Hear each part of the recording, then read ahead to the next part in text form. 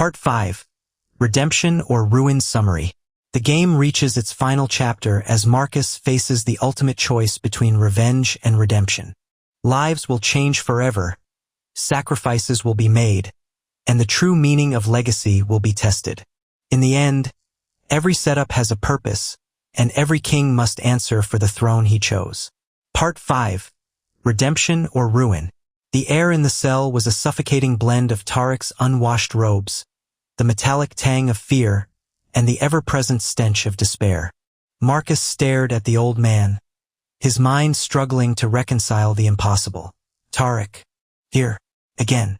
It wasn't a coincidence. It was a cruel, cosmic joke, a final, inescapable twist in the labyrinthine setup that had consumed his life. The old man's smile, a slow, deliberate baring of yellowed teeth, was not one of welcome, but of ownership. Allah works in mysterious ways, young man, Tarek rasped, his voice a dry whisper that seemed to scratch against Marcus's raw nerves. He brings the lost sheep back to the fold, or, in your case, the wayward king back to his rightful place. Marcus said nothing, his gaze fixed on the old man. Tarek's eyes, once merely unsettling, now held a manic gleam, a psychotic intensity that sent a shiver down Marcus's spine. This wasn't just a lifer. This was a prophet of his own twisted faith, a man who saw divine intervention in every shadow, every clanging door. And Marcus, it seemed, was his new congregation. The dynamic between them was a slow, agonizing dance of wills. Tarek's rigid discipline, his unwavering devotion to his interpretation of Islam, clashed violently with Marcus's fractured faith and lingering pride. Marcus, once a man who commanded respect, now found himself constantly challenged, his every move scrutinized, his every word dissected. Tarek saw Marcus's attempts at self-preservation as defiance, his moments of despair as weakness, his very existence as an affront to his own rigid worldview. "You speak of God," Tarek would say, his voice rising in a crescendo of fervor, "but you live like a devil. You claim kingship, but you are a slave to your desires. Your God is weak, Marcus. My Allah is absolute." Marcus would retort, his own frustration boiling over. "My God is love, Tarek. He offers redemption, not damnation. He doesn't demand blind obedience. He asks for a willing heart."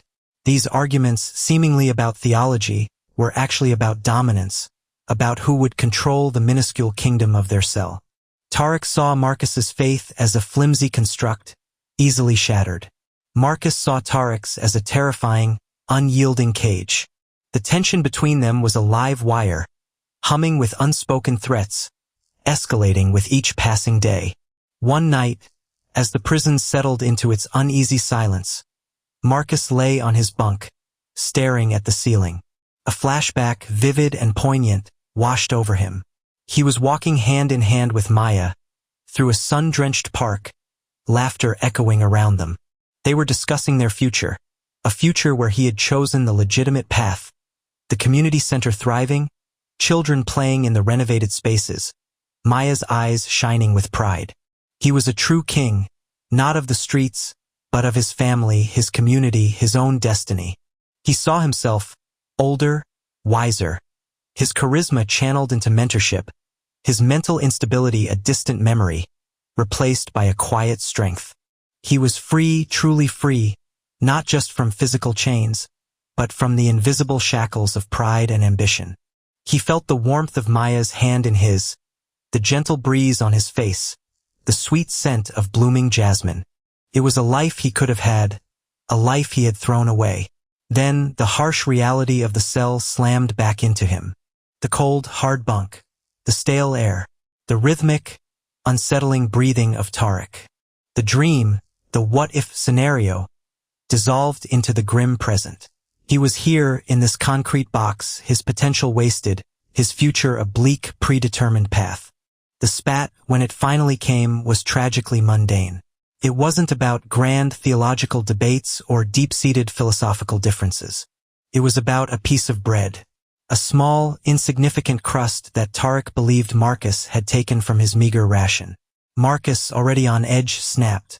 "It's just bread, old man. Are you that starved for control? Tarek's eyes, usually cold and calculating, suddenly blazed with a terrifying, deranged fury. The mask of rigid discipline shattered, revealing the psychotic depths beneath. Control! He shrieked, his voice cracking. You speak of control, you who are controlled by your own arrogance, your own weakness. You are a blasphemer, a false king, and Allah demands his due. He lunged, a surprisingly swift movement for a man his age, a sharpened toothbrush glinting in his hand. Marcus, caught off guard, stumbled backward. The cell was too small, too confined. There was nowhere to run, nowhere to hide. He fought back, a desperate, primal struggle for survival. But he was weakened, broken by months of confinement, by the weight of his failures, by the constant mental assault. Tarek, fueled by a lifetime of suppressed rage and a twisted sense of divine justice, was relentless. The struggle was brief, brutal, and silent.